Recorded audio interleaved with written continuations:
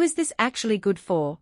Who should skip it? And is it worth the price for normal everyday buyers? If you've been scrolling through endless listings for a 65-inch screen and wondering whether a commercial grade tag really makes a difference, you're not alone. Link is in the description if you want to check the product details on Amazon.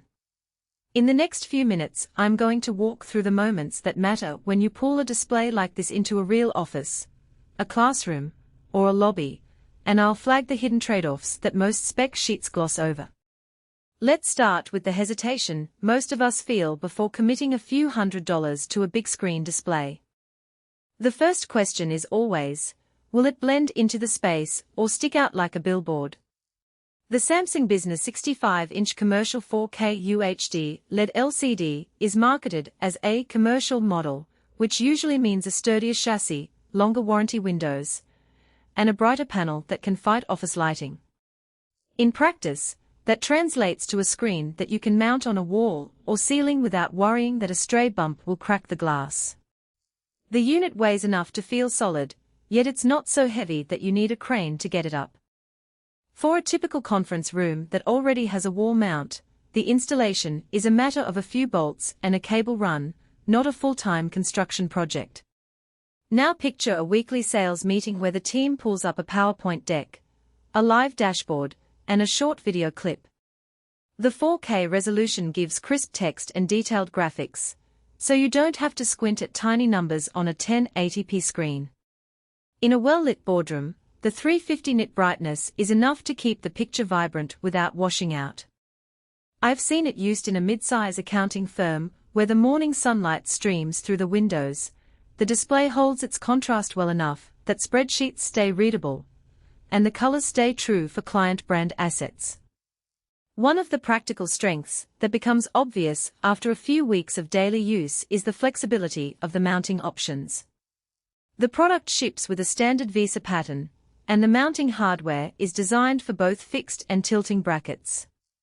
This means you can tilt the screen down a few degrees if your audience is seated low, or keep it perfectly flat for a digital signage setup in a lobby where the screen faces a wide walkthrough. The weight distribution is such that once it's mounted, the whole assembly feels anchored, reducing the chance of wobble when someone leans on the edge of a conference table. On the flip side, the commercial label also comes with a few hidden compromises. First, the panel's 350 nit brightness, while adequate for most indoor lighting, can struggle in spaces with large windows or strong overhead lights. If your meeting room has floor-to-ceiling glass walls and you can't control the blinds, you'll notice a slight grayness in the blacks during the brightest hour of the day. It's not a deal-breaker, but it's a nuance that a home theater buyer might overlook. Second, the built-in speaker system is tuned for basic audio enough for voiceover in a presentation, but not for high-fidelity music or immersive video. Companies that rely on the screen for conference calls often pair it with an external soundbar or a dedicated conference audio system. Who should buy this? If you run a small to medium business that needs a reliable, large-format display for multiple purposes presentations, video conferencing, and occasional digital signage, this model hits the sweet spot. The commercial warranty and the sturdier build give peace of mind that a regular consumer TV might not provide. It also works well for educational institutions that want a 65-inch window into remote lessons. The 4K resolution keeps text clear for students sitting at the back of a classroom, and the mounting flexibility lets tech staff install it overhead without a lot of hassle. Who should skip it? If you're a home user who simply wants a big screen for Netflix marathons, you'll likely pay a premium for features you'll never use.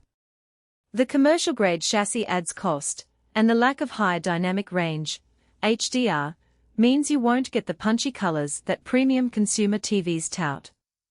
Likewise, startups that are tight on budget but need a screen for occasional meetings might find better value in a consumer 4K TV with a similar size, but a lower price tag. Finally, any environment that demands extremely high brightness like a retail window display facing direct sunlight will find the 350 nit panel underpowered. Let's talk about the day-to-day practicalities beyond the initial install. The menu system on this Samsung model is geared toward business users. You get quick access to input switching, picture mode presets for presentation or video, and a network control option that lets an IT admin adjust settings over the LAN. In a test office, the IT team could roll out a uniform presentation mode across 10 of these displays with a single command line, ensuring every screen shows the same color temperature and brightness. That kind of centralized control is something you rarely see on consumer TVs. Power consumption.